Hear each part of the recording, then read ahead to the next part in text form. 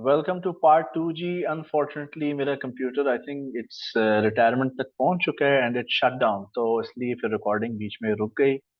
Fortunately part 1 की recording save थी। Now let's discuss very quickly जी। चार्ट के ऊपर मैंने ऑलरेडी आप लोगों के लिए टेक्निकल लेवल्स यहाँ पे क्रिएट कर दिए हैं। स्टॉक ट्रेडिंग के लिए ना अगर डेली चार्ट पे ट्रेड किया जाए वो ज़्यादा बेहतर और मुनासिब रहेंगे।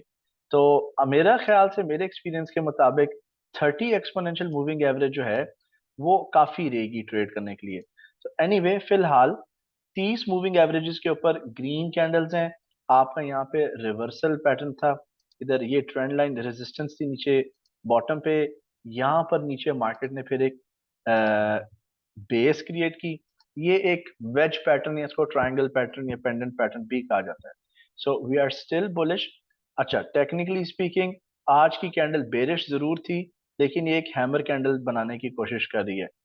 तो as long as prices Tesla की ऊपर है, they are above the moving average 30-day moving average, तो आई फील के you know it's going to stay bullish. और खास तौर पे आज वैसी न्यूज थी जिसमें डॉलर इंडेक्स का वैसे ही बुरा हाल हुआ है। डॉलर मजीद काफी नीचे गिर गया है, और जब डॉलर नीचे गिरता है ना तो एक्सपोर्ट्स सस्ती हो जाती हैं और बाकी करेंसीज जो डिफरेंट ममालिक की वो भी स्ट्रेंथन करती हैं।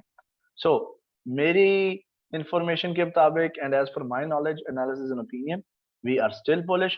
अगर टेस्ला को नीचे जाना होगा, if it takes a drop down again, तो 714 तक ये प्रॉब्लली ये जगह ये रीच कर सकता है, 714 तक। But if it goes up तो जी it has to reach that 1155 level once again. तो अभी ऑब्जर्व करेंगे। उम्मीद है this video helps you. Thank you so much for watching. Take care जी। अल्लाह हाफिज।